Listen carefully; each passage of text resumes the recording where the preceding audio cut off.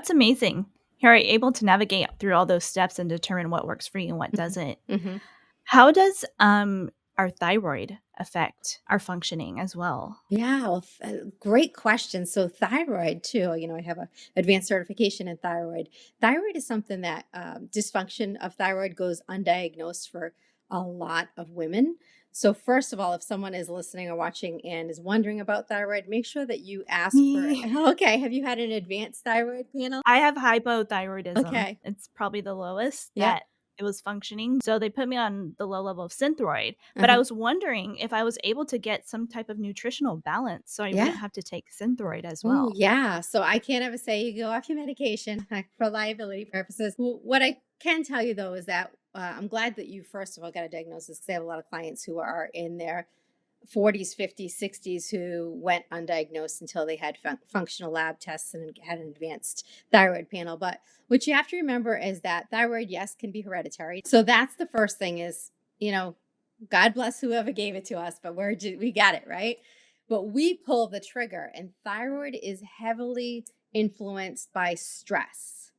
So, usually, when I talk to women that have had thyroid issues or struggles, they can pinpoint it. Like one of my clients, she went undiagnosed till her 40s with Hashimoto's.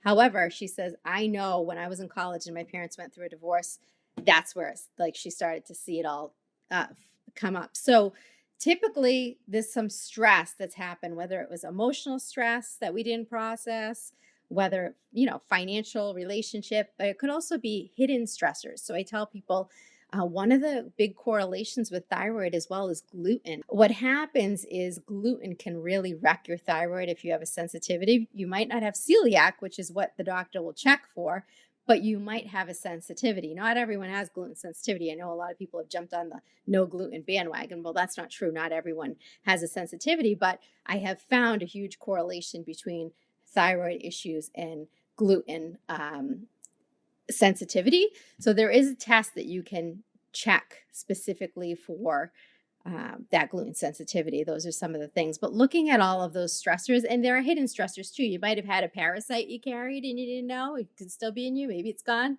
Bad bacteria. So all of these things can contribute to stress on the thyroid. It's not just I have, hypo or hyperthyroid or Yes. thyroiditis. It's a stressor, whether it be hidden or external, a combination that taxed your thyroid to be there. And I describe it as, say we're on the computer right now and you had 15 different screens open or tabs open. Anesha, what would happen to your computer? It would go bonkers. Yeah, you get that black screen of death or slows down, right? So this is what I teach people when they come to me. I say, let's look at all of your stressors, okay? Not just today. People go, wow, this is a lot, this intake form since birth, and it might have been even before birth, right? Uh, what are all the stressors that you and your mom endured, your family, till now? And then we talk about what's current financially, relationship wise, you're processing emotions daily, all of that good stuff. And then we look at the internal stuff, your medical history, prescriptions you might have been on, even if it was for a short period of time. I've seen people be on a antibiotic for 10 days that's wrecked their gut for 2 years. So we look at all of those pieces because they contribute to the stressors that are open or those tabs. And what we do is one by one, we start to slide those tabs closed. And that's when people find relief from the thyroid, whether it be hyper or hypo. They're like, oh, I'm not on the medication anymore. Because what happens is if you take those stresses off your body's plate, your thyroid can do what it needs to do again.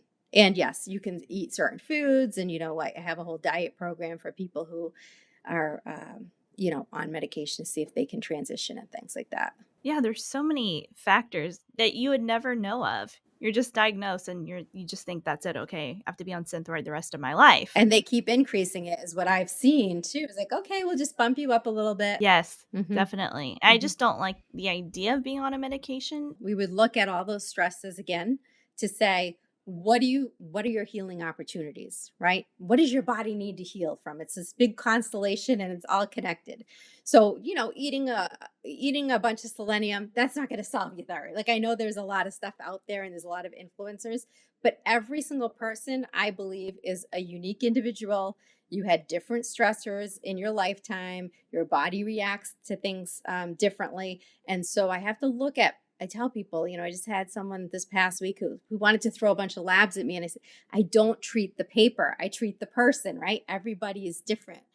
So it's important that people find a practitioner that will take the time to understand everything that's going on with them, what their symptoms are, how long they've been going on for. And then sometimes it takes a little trial and error too, right? Of like, all right, well, I say test, don't guess. So we don't do any of this guessing that I see a lot of influencers doing. They have programs you can just join to fix your thyroid, or get an HTMA test and you fix your thyroid. And that's really dangerous because you don't really know what's going on in your body and you can make situations worse. So I'm a believer of test, don't guess. I would have, I would do an advanced panel to see where people are right now with their thyroid. Gut health is a huge one. Everyone that comes to see me gets a gut health test to see what stressors are present there, because that's very interrelated. A hormone test is important because we want to see how are all of your hormones outside of your thyroid. So we have to take all the scientific data and not guess, and everything that you're telling me about your symptoms and health. And then I kind of play detective. I take, this is the scientific data, which is wonderful because we're not guessing. And this is what you're telling me. And, this is what your body needs. And I don't treat symptoms. When you go to a doctor, I'm not anti-doctor. We need doctors, trust me. And I work with a lot of them collaboratively.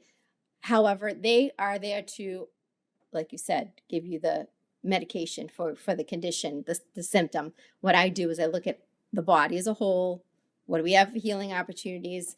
Okay, we can create a nutritional program. We can base exercise based on where your body's at right now and what you like to do.